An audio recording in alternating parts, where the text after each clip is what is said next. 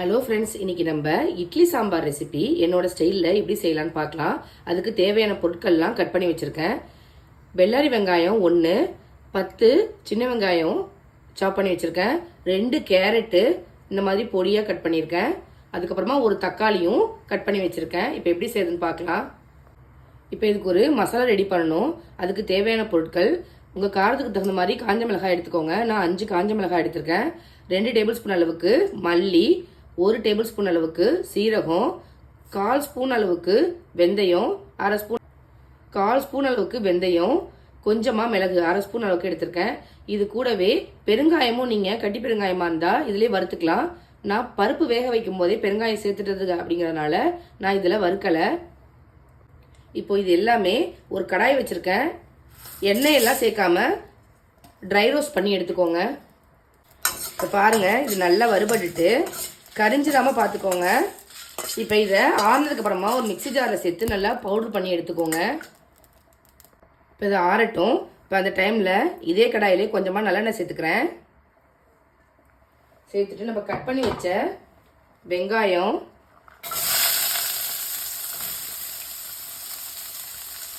சேர்த்து நல்லா வதக்கிக்கோங்க. இது கூடவே 2 பச்சை மிளகாயை இந்த மாதிரி உடச்சி சேர்த்துக்கிறேன். ஆல்ரெடி நம்ம காஞ்ச மிளகாய் சேர்த்துருக்கோம் காரத்துக்கு. இது ஃப்ளேவருக்காக இந்த மாதிரி உடச்சி சேர்த்திங்க அப்படின்னா நல்லாயிருக்கும். வதக்கி விட்டுக்கோங்க இதை நல்லா.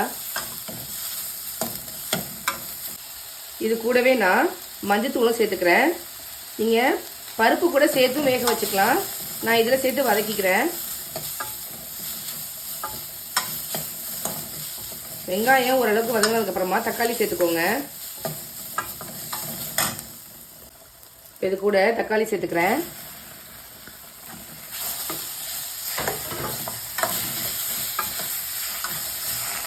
இப்போ வெங்காயமும் தக்காளியும் வதங்கிடுச்சு. நான் ஆல்ரெடி பருப்பு வேக வச்சு தான் வச்சுருக்கேன். இந்த பருப்பு வேக வைக்கும் போது இது கூடவே நான் ஒரு உருளைக்கிழங்கையும் சேர்த்து வேக வச்சுருக்கேன். இப்போது இந்த வெந்த பருப்பு கூட வதக்கின வெங்காயமும் தக்காளியும் சேர்த்துக்கோங்க. சேர்த்துட்டு மிக்ஸ் பண்ணி விட்டுக்கோங்க.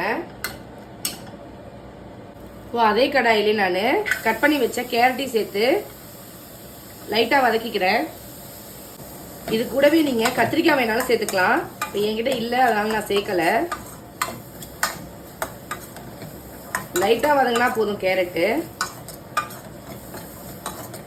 இந்த மாதிரி வதக்கிட்டு இதையும் அந்த சாம்பார் கூடவே சேர்த்துக்கோங்க.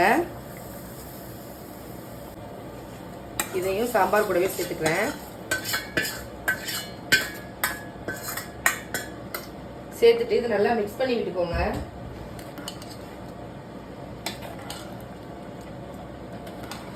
இது கொஞ்ச நேரம் வேகட்டும். இப்போ சாம்பாருக்கு தேவையான அளவுக்கு உப்பு சேர்த்துக்கலாம். 1/2 ஸ்பூன் அளவுக்கு சேர்த்துருக்கேன். இப்போ நம்ம வறுத்து வச்ச மசாலாவை நான் பவுடர் பண்ணி எடுத்துகிட்டு வந்துட்டேன். இந்த மாதிரி தான் இருக்கும். இப்போ நம்ம பருப்பு கூட சேர்த்த உருளைக்கிழங்க இந்த மாதிரி மசிச்சு விட்டுருங்க. ரஃப்பாக சாப் பண்ணி தான் சேர்த்துருந்தேன். அதை இந்த மாதிரி மசிச்சு விட்டுக்கோங்க.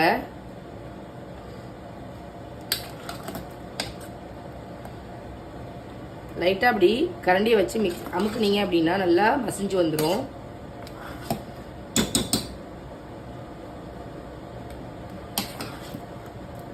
இப்போ இதில் சேர்த்த கேரட்டும் வெந்துருச்சு.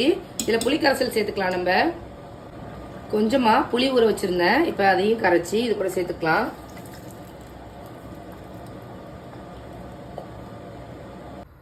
இந்த மாதிரி நம்ம சேர்த்த புளி கரைசலோட பச்சை வாசனை போனதுக்கப்புறமா நம்ம பவுடர் பண்ணி வச்ச மசாலாவை உள்ளே சேர்த்துக்கோங்க. சேர்த்துட்டு நல்லா மிக்ஸ் பண்ணி விடுங்க.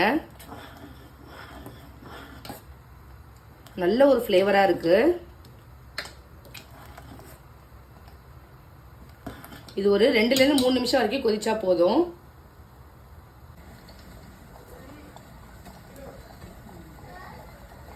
கடைசியாக இதில் கடுகு, உளுத்தம்பருப்பு, கருவேப்பிலை சேர்த்து தாளிச்சிருக்கேன். தாளிச்சது அப்படியே சாம்பார் கூட சேர்த்துக்கோங்க. இப்போ ஸ்டவ்வை ஆஃப் பண்ணிவிட்டு இது கூட கொத்தமல்லி தழை கொஞ்சமாக சேர்த்துக்கோங்க. நல்லா ஃப்ளேவராக இருக்கும். சேர்த்துட்டு மிக்ஸ் பண்ணிங்க அப்படின்னா சூப்பரான இட்லி சாம்பார் ரெடி. பாருங்கள், சூப்பரான சாம்பார் ரெடி ஆகிட்டு. இந்த சாஃப்டான இட்லி கூட இந்த சாம்பாரை தொட்டு சாப்பிடும்போது ரொம்பவே சூப்பராக இருக்கும். நீங்களும் இதே மாதிரி உங்கள் வீட்டில் செஞ்சு பார்த்துட்டு எப்படி இருக்குங்கிறத கமெண்ட் பண்ணுங்கள். நான் போடுற ரெசிபீஸ் எல்லாம் உங்களுக்கு பிடிச்சிருந்தா நம்ம சேனலை லைக், ஷேர் அண்ட் சப்ஸ்கிரைப் பண்ண மறக்காதீங்க. தேங்க்யூ.